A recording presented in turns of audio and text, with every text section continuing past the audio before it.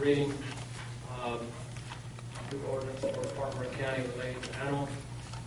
First reading, there will be second and third reading and a public hearing. These copies here. You want to tell those people outside we're back in session? Here's my. Oh, there's Rick Trader.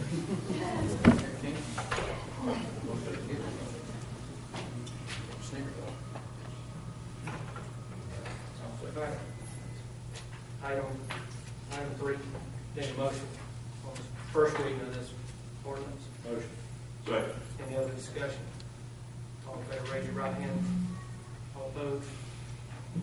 Passes. Thank you. Also on item 4, we have received information, take desired action in reference to the Planning Commission ordinance to amend Unified Land Management Ordinance related to solid, infectious waste, and hazardous waste. Regarding the infectious disease. Motion to approve on first reading. Have a motion. Second. Second. Any other discussion? This has to do with nothing about Nothing animal about control. This, Mr. Chairman, this gives us the ability to maybe have some say-so in the infectious waste facilities that's being discussed right immediately. And it's something that I don't believe that Spartanburg County wants to be in the infectious waste landfill business or the landfill business. So I think that in light of that, we need to move in this direction to protect ourselves. All right. Any other discussion? All in favor? Roger. John. After Roger. Sorry, I just received this today. I haven't had a chance to read it, so I'm not going to be able to vote yes on this ordinance. Okay. That doesn't mean I'll approve of it. I just haven't read it. Gotcha. Got to vote one way or the other. I would. Okay. John.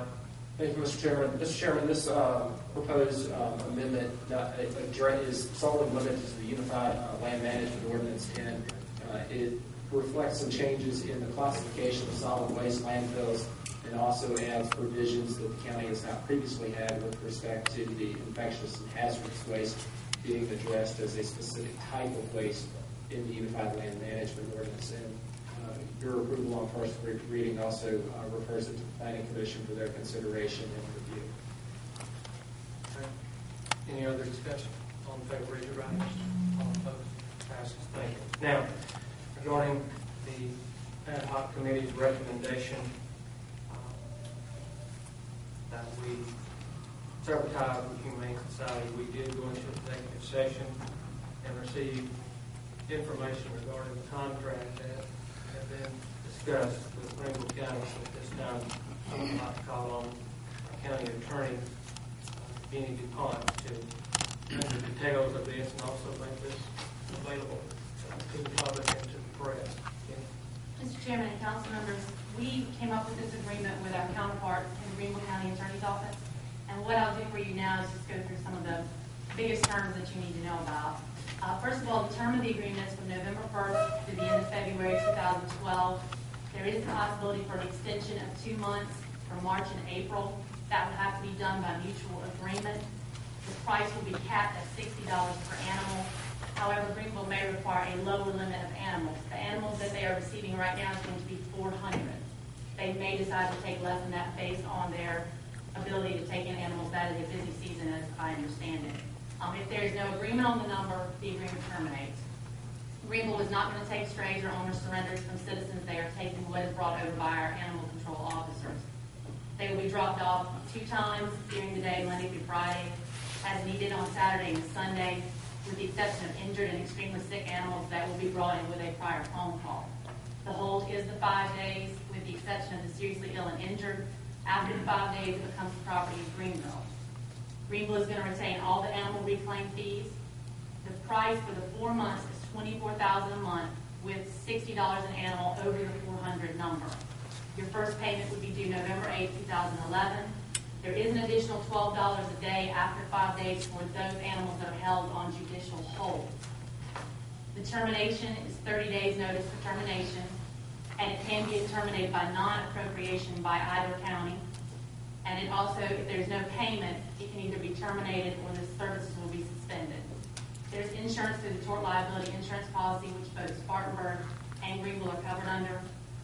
There is going to be a separate page on the website, on Greenville County's website, for Spartanburg County animals. It will be created so that Spartanburg citizens can find out if their animals are there or not.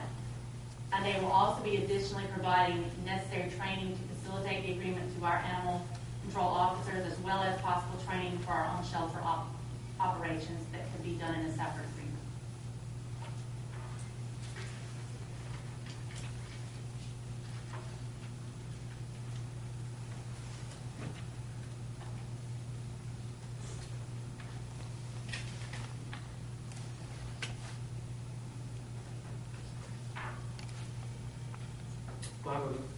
Committee will make a recommendation.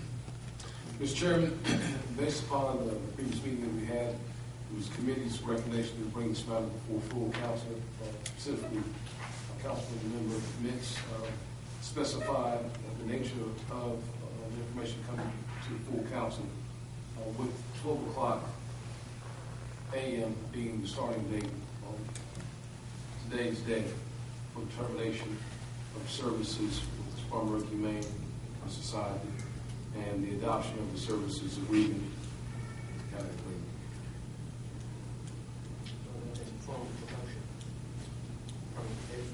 Committee recommends and makes a motion. All right, we have a motion. Second.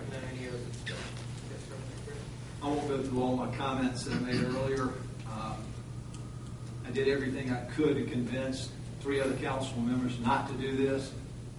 If we vote to do it, I think it's a dark day for the taxpayers of Spartanburg County, as well as the animals of Spartanburg County. And it will end up costing the taxpayer hundreds of thousands of dollars in the long run.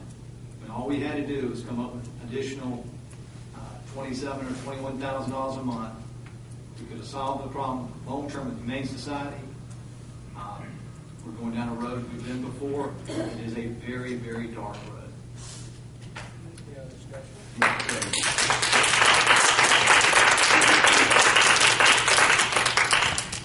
My figures show me that we'll save over $200,000 in the first 6 months. I respectfully disagree with my friend.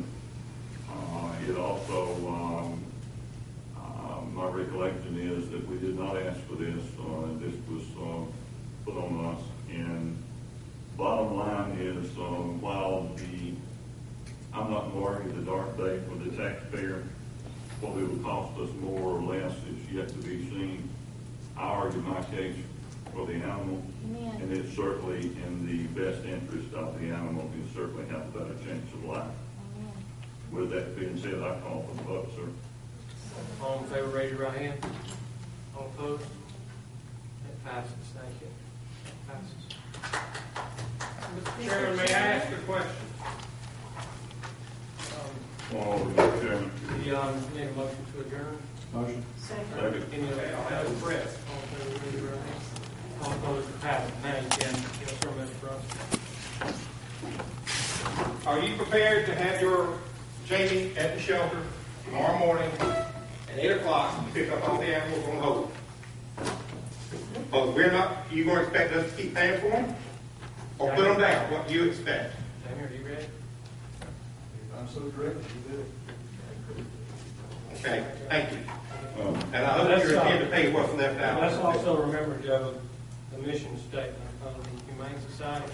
Well, you know it well. I've been around 30 years, sir. I have fought this for 30 years. Hold on, Mr. Chairman. We adjourn. All right. Thank you, Joe. Mr. Chairman, may I address the council respectfully as a concerned citizen? Mr. Chairman, may I tell you one more time, we are adjourned. They will have, when we have a public hearing, they have all the chance they want to address it. We'll adjourn. I'll stay here as long It as doesn't you seem want. bad, you've already decided. You've already decided, so what's the matter? What's the difference? You're right. You decided for you, not for the animals. Don't yell at him, I'll please. stay here as long as you want. I had the opportunity to speak with you today and Mr. Mintz today, as well as Sandy Christensen. My name is Mary Robin Campbell. And when we moved here 3 years ago, my husband and I were amazed that you had an environment where the Humane Society worked with the county. because when I lived in Louisville, Kentucky, it didn't happen. When I lived in Richmond, Virginia, it didn't happen. And in Baltimore, it didn't happen. And I got the opportunity to come here and see something that I thought was exceptional. I understand why you did what you did today, and I respect it. They called your bluff, in my opinion, and you did what you had to do, and I respect that very much. I'm in Mr. Mintz's district. But I ask that you think about this long term and reconsider the opportunities and the things that we need to do for these animals. And that's all. Thank you for your time.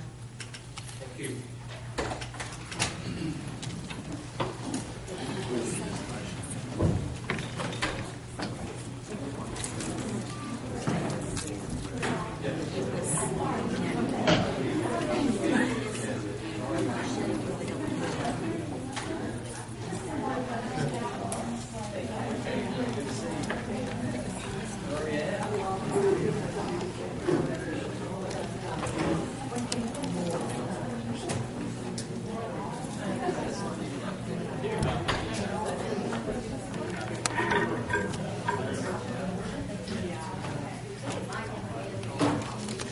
Yes, sir.